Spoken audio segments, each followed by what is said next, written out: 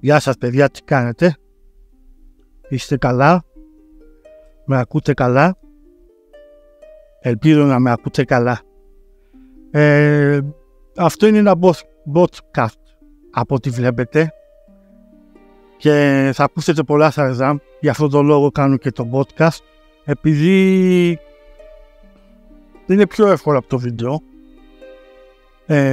Το βίντεο με κούρασε πάρα πολύ, γιατί έπρεπε να γράψω σενάριο, να κάνω μοντάζ, να κάνω editing, να στήσω φώτα, να στήσω την κάμερα, να στήσω το φόντο και όλα αυτά απαιτούν διαδικασία. Αλλά το κυριότερο είναι ότι άμα είναι να κάνεις ένα βίντεο στο YouTube, πρέπει να πληροφορήσεις τον κόσμο για κάτι πολύ σημαντικό ή να είναι κάτι πολύ διασκεδαστικό. Δεν μου κατεβαίνει κάτι στο κεφάλι αυτή τη στιγμή, και επειδή λόγω ότι έμασα όλα ό,τι χρειαζόταν για το YouTube, τα έμασα τώρα και κουράστηκα, γιατί μάσαινα κάθε μέρα πολλά πράγματα, και βρήκα αυτή τη λύση του podcast. Είναι και πιο εύκολο, γιατί δεν χρειάζεται editing, τρώει πολλή ώρα. Δηλαδή τώρα μπορεί να ακούσετε και κάνα σκύλο να γαυγίδι, μπορεί να ακούσετε και τα Σαρζάμ μου, μπορείτε να ακούσετε και καμία βλακία που θα πω παραπάνω, θα ακούσετε κενά όπως αυτά όλα πρέπει να κόβονται στο βίντεο, και γι' αυτόν τον λόγο αποφάσισα να κάνω podcast, να επικοινωνώ και να συζητώ με τον κόσμο και να βοηθάει και αυτό το αλγόριθμο του YouTube, γιατί το YouTube άμα μείνει πολύ καιρό χωρίς να ανεβάσω κάτι, σε ρίχνει. Και αυτοί είναι οι λόγοι που ξεκίνησα το podcast. Στο podcast θα μιλάω μάλλον για ταινίες, θα μιλάω για σειρές πιο χαλαρά, θα μιλάω για κοινωνικά θέματα πιο χαλαρά, θα απαντάω στα μηνύματά σας, και γενικά είναι πολύ πιο εύκολο. Απλά στείνω το μικρόφωνο και βγάζω τις σκέψεις. Αυτές οι σκέψεις είναι που έβγαλα στο προηγούμενο βίντεο για τη διπολική διαταραχή. Αισθάνομαι ότι έβγαλα όλες τις σκέψεις μου, τα πιο σημαντικά πράγματα που είχα να πω μέσα μου, που τα κράταγα, και αισθάνομαι ότι άδειασα από ιδέες. Αισθάνομαι ότι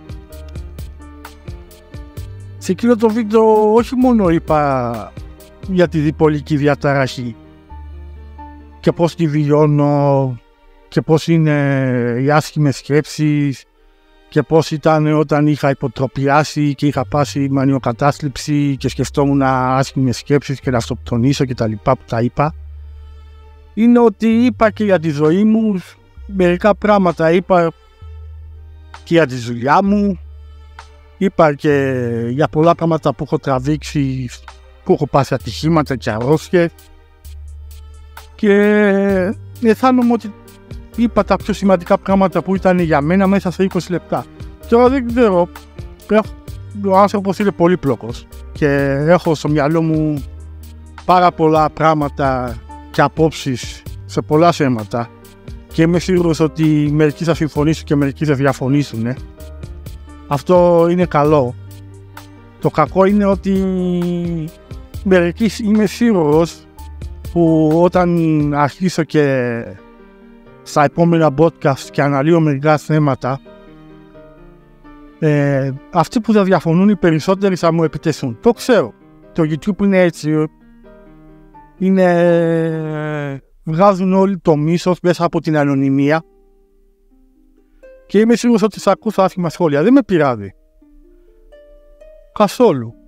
Αυτό βοηθάει κιόλας και το YouTube και τον αλγόριθμο. Αλλά θα ήθελα πάρα πολύ όμως, πέρα από αυτούς που συμφωνούν, εντάξει, αυτοί συμφωνούν, δεν μπορεί να κάνεις τίποτα, συμφωνούν. Τελειώνει. Εγώ θέλω με ανθρώπους που διαφωνούν με αυτά που θα πω, να έχω μια επικοδομητική συζήτηση, όχι με παραδείγματα, αλλά με επιχειρήματα. Ανθρώποι που χωρίς να βρίζουν, χωρίς να προσβάλλουν, χωρίς να σου επιτύσσονται προσωπικά, διαφωνούν με ένα θέμα και σου λένε παραδείγματα, αυτό το γουστάρω πολύ. Αυτά τα σχόλια θα τα διαβάζω και θα τα διαβάζω και θα τα λέω εδώ πέρα στο bot. Τώρα, πέρα από τα κοινωνικά θέματα, θέλω να κάνω και αστεία βίντεο, αλλά πώς θα κάνω αστεία βίντεο από τη στιγμή που αυτές τις μέρες είμαι στα κάτω μου, γιατί η πολιτική διαταραχή έχει τα πάνω και τα κάτω. Περιμένω τις μέρες που θα είμαι στα πάνω μου να μπω σε καμία καλή ιδέα για αστείο βίντεο. Και ίσως εκεί πέρα δω και μια άλλη πτυχή του εαυτού μου που δεν ήξερα ότι έχω. Μήπως είμαι αστείος, δεν ξέρω. Θα το δούμε και αυτό. Και επίσης τα βίντεο δεν θα σταματήσουν, θα ανέβουν. Αυτά τα podcast που κάνουν τώρα θα τα κάνω ενδιάμεσα. Και τα βίντεο θα τα δουλεύω, δηλαδή όσο κάνω podcast, ταυτόχρονα θα παίρνω και θα γράφω σενάριο για βίντεο. Τώρα έχω μια ιδέα για μια εκπομπή, δεν ξέρω, υπάρχει στο YouTube παρόμοιες εκπομπές, αλλά εγώ θέλω να το κάνω λίγο διαφορετικό, ελπίζω να αρέσει. Δηλαδή έχω φτιάξει μια λίστα περίπου με... Σας διαβάσω. Αυτό είναι το ωραίο με το podcast. Δεν πρέπει να τα σημάσει απ' έξω για να τα πεις στην κάμερα. Θα γράψεις ένα χαρτί και τα λες. Έχω μια ιδέα για μια εκπομπή που σας έχω πει και στο προηγούμενο κιόλας ότι εγώ αγαπάω τις ταινίες και τις σειρές, αλλά πιο πολύ αγαπάω τις ταινίες και βλέπω μέχρι και σήμερα είδα ταινία δηλαδή. Έχω μια ιδέα για μια εκπομπή που θα είναι με λίστες, αλλά οι λίστες θα είναι πολύ συγκεκριμένοι. Δηλαδή δεν θα είναι ταινία δράσης και τέλος, ταινία δράμα και ταινία κομμωδία. Το διάλογο τα έχω βάλει κάπου, τα έχω γράψει. Θα είναι λίστες, δηλαδή, ας πούμε, θα λέω οι καλύτερες ταινίες δράσης που δεν θα είναι επιστημονική φαντασία. Δηλαδή, δεν θα βάζω μέσα ταινίες όπως είναι το Terminator και το Mad Max, αλλά θα είναι ταινίες δράσης όπως είναι το Speed, το Die Hard, το Face Off κτλ. Και μετά θα φτιάξω μια άλλη λίστα με τις καλύτερες ταινίες δράσης επιστημονική φαντασία. Και εκεί πέρα θα είναι, ξέρω εγώ, Terminator, το 2 βέβαια, το Mad Max το καινούριο, θα έχει Indiana Jones, θα έχω τέτοια, δηλαδή θα είναι τόσο συγκεκριμένα, να τις βρήκα στις λίστες, που έτσι θα προσφέρω στον κόσμο μια λύση, ώστε όταν θέλει να δει κάτι πολύ συγκεκριμένο στο μυαλό του και έχει όρεξη για εκείνη τη στιγμή να δει μια τέτοιου είδους ταινία, θα είναι σαν μια βοήθεια αυτό. Θα είναι σαν μια πληροφορία που μπορεί να τον βοηθήσει. Δεν ξέρω, πιστεύω ότι είναι καλό. Δηλαδή, να σας πω μερικές από τις λίστες. Ταινίες βασισμένες σε βιβλία, ταινίες βασισμένες σε κόμικ, ταινίες της Marvel, ταινίες της DC, ταινίες της MCU, δηλαδή Marvel Cinematic Universe, ταινίες DCU, δηλαδή της DC Cinematic Universe, ταινίες συγκινητικές, ταινίες με φινάλε έκπληξη, ταινίες με plot twist, ταινίες με απρόσμενο τέλος, ταινίες με ταξίδια στον χρόνο, ταινία mind-blowing, ταινία super hero. Δηλαδή, ταινία super hero θα έχει μέσα και τη DC και τη Marvel και τη DC. Από όλα, και θα βγάλει την καλύτερη ταινία super hero. Ταινία κινούμενων σχεδίων, ταινία computer animation, ταινίες παιδικές, ταινίες με ζώα, ταινίες με σκύλους, ταινίες της Disney. Φαντασίας, τρόμου θρίλερ, ψυχολογικό θρίλερ, αστυνομικό θρίλερ, δικαστικό θρίλερ, μυστηρίου θρίλερ. Δηλαδή, καταλαβαίνετε τι θέλω να πω. Βιογραφίες, ιστορικές, αληθινές ιστορίες. Οι πιο θεαματικές, με τα καλύτερα οπτικά εφέ, με καλύτερες καταστροφές, καλύτερες σατυρικές κομικές, αισθηματικές, καλύτερες ερωτικές, καλύτερες ψυχολογικές, μουσικές, musical, Bollywood. Bollywood έχω δει πάρα πολλές ταινίες, ειδικά τον δεν ξέρω αν ξέρετε τον Αμίρ Καν, δεν ξέρω πώς. Και θέλω να φτιάξω μια λίστα, και αυτές οι λίστες δεν θα είναι μόνο, ας πούμε, 10 ταινίες. Θα είναι όσες ταινίες έχω δει και μου αρέσουν και μπαίνουν σε αυτή τη λίστα. Δηλαδή, μπορεί να είναι ταινίες βράθης 12, 18, 30, δεν ξέρω. Εκείνη τη στιγμή που γράφω, θα κάνω έρευνα και θα θυμάμαι ποιες ταινίες έχω δει από τότε μέχρι τώρα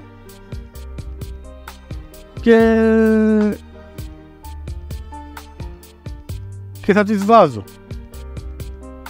Και βλέπω και σειρές. Πάρα πολλές.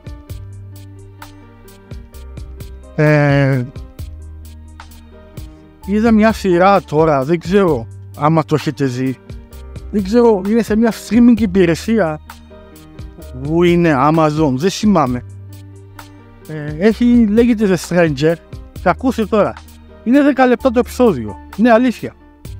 Είναι 10 λεπτά το επεισόδιο και περνά και αυτά τα 10 λεπτά γίνονται τόσα πολλά. Δηλαδή είναι thriller κανονικό που ένα δολοφόνος κυνηγάει μια κοπέλα και τέτοια. Αλλά έχει τόσες θανατοπές και τέτοια. Είναι 13 επεισόδια, δηλαδή περίπου 130 λεπτά, 2 ώρες. Σαν μια ταινία είναι. Εν τω μεταξύ ήταν τόσο σπαστικό, παιδιά, που έπρεπε 10 λεπτά τελείωνε το επόμενο επεισόδιο. Θα πει πότε. Εκεί που κοβότανε, εκεί που είχε αγωνία κοβότανε, πάλι το επόμενο επεισόδιο. Πάλι υπότιτλοι. Κάθε 10 λεπτά αυτό το πράγμα. Και λέω, ρε παιδιά, γιατί το κάνατε έτσι? Δεν τα βάζατε όλα σε μια ταινία να το γυρίσετε μια φορά και μας βάζετε εμάς κάθε 10 λεπτά? Τέλος πάντων. Ήταν πολύ καλό. Είχε βέβαια σεναρικές απιθανότητες και τέτοια. Δεν μπορώ να τα πω τώρα, έτσι θα κάνω spoiler για αυτούς που θέλουν να το δουν. Πάντως η ώρα περνάει ευχάριστα, κάνετε το. Κάνω τσιγάρο τώρα.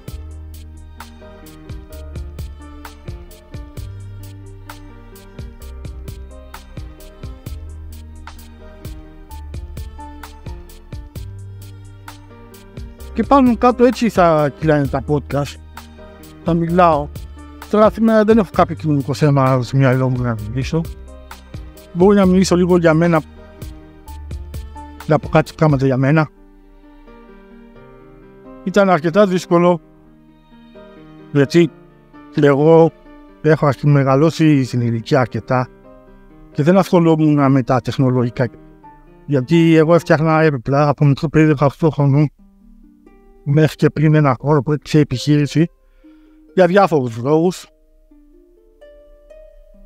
Δεν ήταν ένας μόνο οικονομική κρίση, ήταν και προβλήματα υγείας του πατέρα μου και δικά μου. Και εντάξει, τώρα να ανοίξει μια επιχείρηση στην Ελλάδα είναι αυτοκτονία. Δεν πιστεύω κανένα που ανοίγει επιχείρηση τώρα στην Ελλάδα να τα καταφέρει, εκτός άμα έχει εισόδημα από κάπου, ας πούμε,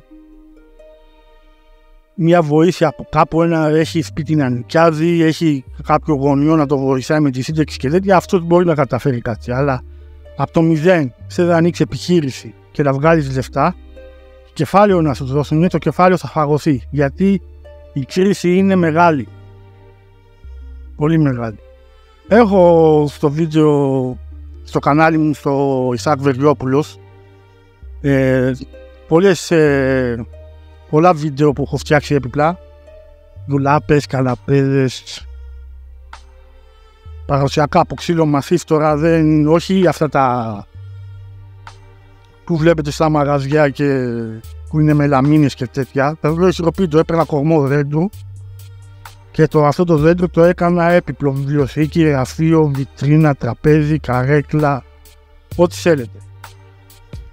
Και το έβαφα κιόλας, έκανα και έμαθα και μπατρίες και 15 και τέτοια, αλλά όλα αυτά πήγαν άδικα. Και τώρα το γύρισα σε αυτό. Καλά, δεν το γύρισα τώρα στο podcast και στα βίντεο και στο YouTube για να βγάζω λεφτά. Μ' αρέσει η επικοινωνία, να μιλάω, να επικοινωνώ με τον κόσμο. Μ' αρέσει αυτό το πράγμα, γι' αυτό το κάνω. Τώρα, σε αυτή τη δουλειά πήγα με το δόρυ για να βοηθήσω. Τώρα θέλω να κάνω κάτι που να μου αρέσει. Και αυτό μου αρέσει. Μαζί με αυτό που μου αρέσει, ίσως βρω και κάποια άλλη δουλειά κάποια στιγμή να κάνω. Αλλά αυτή τη στιγμή θέλω να ασχοληθώ με αυτό που μου αρέσει. Και αυτό που μου αρέσει είναι αυτή τη στιγμή που κάνω αυτό το πράγμα εδώ. Είναι και ο κορονοϊός τώρα που. Δηλαδή, είναι δύσκολα τα πράγματα γενικά. Δεν είναι μόνο η οικονομική κρίση, είναι και ο κορονοϊός. Δεν ξέρω άμα θα πάμε σε δεύτερο lockdown. Μπορεί να πάμε, μπορεί να μην πάμε. Θα δούμε. Πάντως δεν μπορώ να καταλάβω. Ίσως τελικά να βρω ένα κοινωνικό θέμα να μιλήσω σήμερα. Για τις θεωρίες της συνωμοσίας. Όπως το έχω πει εγώ, παιδιά, δεν είμαι κανένας έξυπνος. Όχι, έξυπνος είμαι. Που τελείωσε το γυμνάσιο με το δόρυ. Σας το έχω πει και στο βίντεο. Για λόγους που ήρθα από την Τουρκία, όπως σας είπα, από την Κωνσταντινούπολη. Εκεί πήγαινα και ελληνικό και τουρκικό σχολείο, άμα θέλετε να ξέρετε. Και ήταν πολύ δύσκολα. Δηλαδή ξύπναγα 6 ώρα το πρωί και γύρευα 12 ώρα στη νύχτα. Γιατί πήγαινα και ελληνικό φροντιστήριο, ελληνικό σχολείο και τουρκικό σχολείο 6-6 και άλλες 6, δεν ξέρω πόσες ώρες ήταν. Τέλος πάντων, και εκεί τα μπερδέψανε το μυαλό μου με άλλα μου λέγανε οι Τούρκοι, άλλα μου λέγανε οι Έλληνες. Ήρθα εδώ πέρα, έτρωγα bullying για κάποιο λόγο. Δεν έτρωγα στην Τουρκία bullying και έτρωγα εδώ. Που λένε ότι δεν υπάρχει στην Ελλάδα ρατσισμός, υπάρχει και φασισμός υπάρχει. Τα βλέπετε τώρα με τη Χρυσή Αυγή. Τέλος πάντων, να μην ξεφεύγουμε από το θέμα. Αυτό που θα ήθελα να σας πω ήταν για τον κορονοϊό και για τις θεωρίες συνωμοσίας. Δεν μπορώ να καταλάβω πώς ανθρώποι πιστεύουν ότι όλοι οι δημοσιογράφοι, όλοι οι γιατροί, όλοι οι επιστήμονες, όλοι αυτοί οι ασθενείς είναι ψέματα. Δεν το χωράει ο νους μου. Δηλαδή, τους έχουν πληρώσει αυτούς τους ανθρώπους, τους έχουν δώσει λεφτά από 50 ευρώ στον καθένα, που είναι εκατομμύρια, δηλαδή τους δώσανε σε εκατομμύρια για να πούνε ψέματα. Για ποιο λόγο, για να ρίξουν την οικονομία? Μόνο που, δηλαδή, δεν μπορώ να καταλάβω πως δεν πιστεύουν ότι υπάρχει κορονοϊός. Εγώ έχω πάει στο νοσοκομείο 2-3 φορές και έχω δει ανθρώπους που είναι στα μέσα, έχω δει ανθρώπους που έχουν κορονοϊό, δεν μ' αφήνουν να. Τις περισσότερες φορές δεν μπαίνεις μέσα γιατί υπάρχουν κρούσματα πολλά. Δηλαδή, πώς γίνεται να πιστεύουν αυτό το πράγμα? Αυτό το πράγμα το πιστεύουν και άνθρωποι. Εδώ πέρα μπαίνει το θέμα όχι της μόρφωσης αλλά της αντίληψης. Δηλαδή, εγώ μπορεί να τελειώσω ένα γυμνάσιο με το ζόρι. Αλλά ο άλλος που έχει σπουδάσει, έχει τελειώσει γυμνάσιο και λύκειο με 20 και έχει πάει πανεπιστήμιο, έχει σπουδάσει και έχει πάρει τόσα πτυχία και πιστεύει ότι ο κορονοϊός είναι ψέματα. Υπάρχουν άνθρωποι που είναι μορφωμένοι που πιστεύουν ότι είναι υγιή επίπεδη, που πιστεύουν ότι δεν πήγαμε σελήνη. Δηλαδή, μερικά πράγματα είναι θέματα αντίληψης και όχι μόρφωσης. Θέματα αντίληψης και παιδείας. Τέλος πάντων. Και λένε τώρα για τον κορονοϊό ότι δεν υπάρχει και δεν φοράνε μάσκα και γι' αυτό το λόγο τώρα θα πάμε εμείς σε lockdown. Δηλαδή είναι τραγικό. Είναι τραγικό αυτό το πράγμα. Να μην πιστεύεις εσύ ότι υπάρχει κορονοϊός και να βγαίνεις χωρίς μάσκα και βάζεις κίνδυνο όλους τους άλλους. Και ψέματα αυτή είναι, ρε φίλε, βάλε μάσκα. Και ψέματα αυτή είναι, και λένε ψέματα αυτοί. Όλοι, εσύ βάλε μάσκα, ρε φίλε. Αφού το είναι παράνομο, το θέλουν όλοι. Και μια στο εκατομμύριο όταν είναι αλήθεια, γιατί να διακινδυνεύσεις να βάλεις τον άλλον να σε κίνδυνο? Ειδικά τους μεγαλύτερους ανθρώπους, γιατί αυτοί είναι οι πιο ευάλωτοι. Και να τους κολλήσεις με τον κορονοϊό. Δεν μπορώ να το καταλάβω. Εγώ όποτε βγαίνω, βάζω τη μάσκα μου, τα βάζω τη γάτα μου. Ναι, βάζω την γάτα μου να κλαίω από την βγαίνω. Βάζω τα γάντια μου, βάζω και είμαι κομπλέ. Δηλαδή, δεν μπορώ να το καταλάβω αυτό το πράγμα. Βλέπω στο Facebook κάτι αναρτήσεις. Εγώ μπήκα στο νοσοκομείο και δεν με άφηνε να μπω. Είναι ύποπτο αυτό και τέτοια. Τι ύποπτο είναι, ρε φίλε? Δεν θα αφήνουν να πεις για να μην κολλήσει. Αυτοί οι άνθρωποι λένε ότι δεν έχουν κανέναν γνωστό που έχει κολλήσει κορονοϊό, γι' αυτό δεν το πιστεύουν. Μα δεν έχει κολλήσει κανένα γνωστό σου, γιατί το 80% με το 70% των ανθρώπων γύρω σου παίρνουν προφυλάξεις. Γι' αυτό δεν έχει κολλήσει κανένα γνωστό σου. Άμα κάνουν όλοι ό,τι κάνουν σε εσύ, τότε θα κολλήσει ο γνωστός. Δηλαδή τόσο λίγο σου κόβει από τα πτυχία σου μέσα και τη μόρφωσή σου, ρε φίλε. Τι να πω, ρε?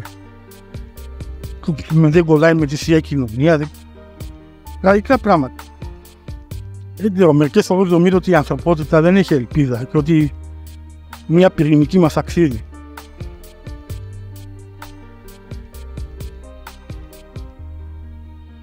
Το πιστεύω αυτό. Όχι τίποτα άλλο. Η πυρηνική, ξέρετε τι θα κάνει? Θα μας γλιτώσει χρόνο, αντί να αυτοκαταστροφούμε μόνοι μας και να πεθάνουμε μόνοι μας, επειδή δεν συνεννοούμαστε μεταξύ μας. οι ανθρώποι, τα έθνη και γενικά όλος ο κόσμος, να μας γλιτώσει μια ώρα αρχίτερα. Βλέπω τώρα αυτά με την Τουρκία, δεν έχω καταλάβει τι γίνεται. 4 μήνες τώρα λένε θα βγει πόλεμο, δεν θα βγει πόλεμο. Μας ρίξουν μια πυρηνική σε όλους μας, θα τελειώνουμε, θα βγει πόλεμο, δεν θα βγει πόλεμο. Σε άλλο θέμα τώρα είναι που με αποσχολεί και βλέπω τελευταία. Νόμιζα ότι δεν θα έχω τίποτα να πω σε αυτό το podcast, αλλά τελικά έχω να πω πολλά. Είναι για το Big Brother. Εγώ έκατσα και είδα πάρα πολλά επεισόδια για να ζω πρώτα απ' όλα για κοινωνικούς λόγους, να βγάλω μερικά συμπεράσματα για την κοινωνία μας, πώς είναι σήμερα, γιατί αυτό είναι το Big Brother, πιο πολύ για μένα σημασία έχει. Και για να μιλήσω για αυτό για το YouTube, ήθελα να κάνω βίντεο, αλλά μάλλον θα τα πω εδώ. Παιδιά, πρώτα απ' όλα, πώς κάθεστε και βλέπετε ανθρώπους να μιλάνε για το ποιος έπλυνε τα πιάτα και όχι ή όχι. Αυτό το έχω σπίτι μου κάθε μέρα. Και θα θέλω να ξεκουραστώ. Και θα ανοίξω την τηλεόραση και να δω ανθρώπους που τσακώνονται για ποιος έπλυνε τα πιάτα. Δηλαδή είναι τραγικό αυτό το πράγμα. Δεν βαριέσαι με αυτό το πράγμα, εσείς που το βλέπετε. Και ποιος έπλυνε και ποιος έφαγε το αυγό μου και ποιος έφαγε το σαλάμι μου και ποιος άπλωσε εκεί τα ρούχα και ποιος πήρε την πετσέτα μου. Δηλαδή είναι τραγικό. Είναι τραγικό, αυτά τα δεις κάθε μέρα εσύ live. Εσύ είσαι μέσα στο Big Brother, στο σπίτι σου μέσα. Και ανοίγεις την τηλεόραση να δεις αυτά που τραβάς στη ζωή σου κανονικά, τα βλέπεις μέσα. Δηλαδή, βάλε καμία ταινία, καμία σειρά, τι το βλέπεις αυτό. Εν τω μεταξύ, το πιο τραγικό είναι ότι έχουν διαλέξει ανθρώπους που είναι τελείως διαφορετικοί μεταξύ τους. Έναν γκέι, έναν Πακιστανό, μια Αλβανίδα, μια Ρουμάνα. Είχαν βάλει και έναν τέρμα ρατσιστή που είπε αυτό που είπε, τι είχε πει. Και άμα δεν αδειάσει το πακέτο του κάθε μέρα υπάρχει βιασμός. Μου έρχεται να ξεράσω μόνο που το λέω αυτό. Κανένα σεβασμό για τις γυναίκες. Τώρα ούτε σοβαρά το είπε αυτό, είτε για πλάκα το είπε. Δεν το λες αυτό. Που λένε στην παρέα μιλάς έτσι. Οι περισσότεροι είχαν επιχείρημα ότι αυτό μπορεί να το πεις και στην παρέα και τέτοια. Μα το λέγε στην παρέα δεν θα υπήρχε πρόβλημα. Παιδιά, άμα το λέγανε κάποιος στην παρέα, εγώ θα έλεγα ρε φίλε, χαλάρωσε. Έτσι θα του λέγα εγώ. Χαλάρωσε, keep down. Η γυναίκα μας θέλει να πάει μαζί της θα πάει. Γιατί δεν έχει δικαίωμα με το ζόρι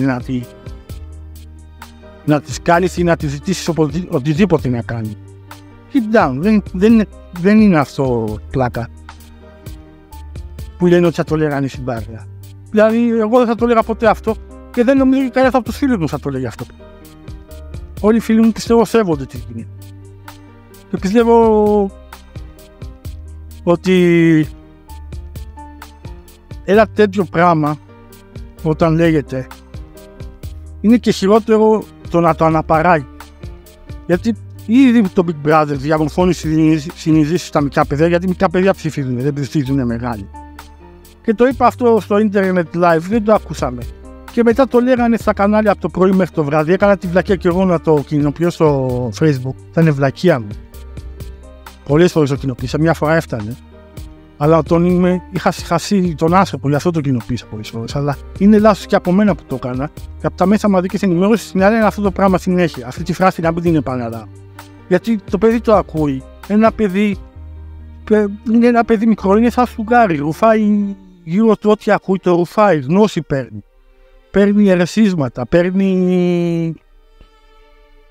διαμορφώνεται από αυτά που βλέπει γύρω του. Δεν είναι μόνο οι γονείς. Εγώ πιστεύω οι γονείς είναι το 50%, το άλλο 50% είναι όταν βγει έξω στη ζωή.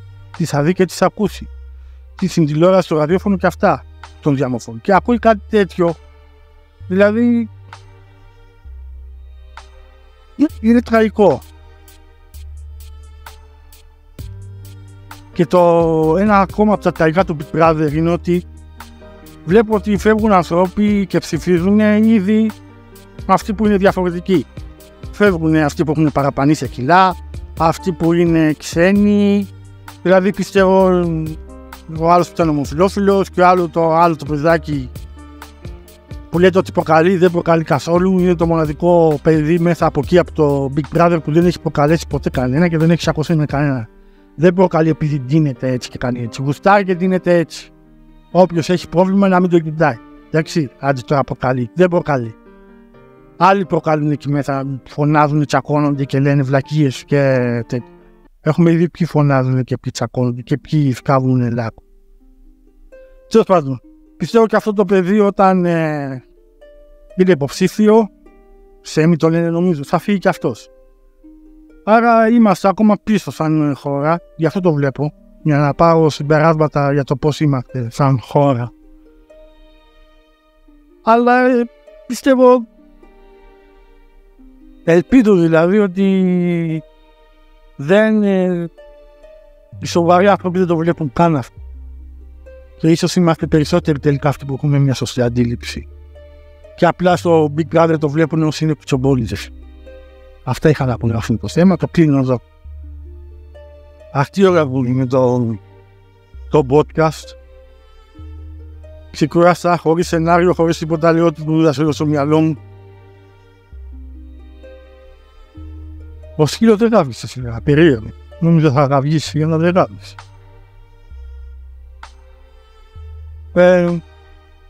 Πιστεύουμε. Εμείς πιστεύουμε. Έχω διπολική διαταραχή και νομίζω ότι είμαι πολλά άτομα. Πιστεύω ότι φτάσαμε στο τέλος. Πάει στη μισή ώρα. Δύσκολο να το πάω παραπάνω.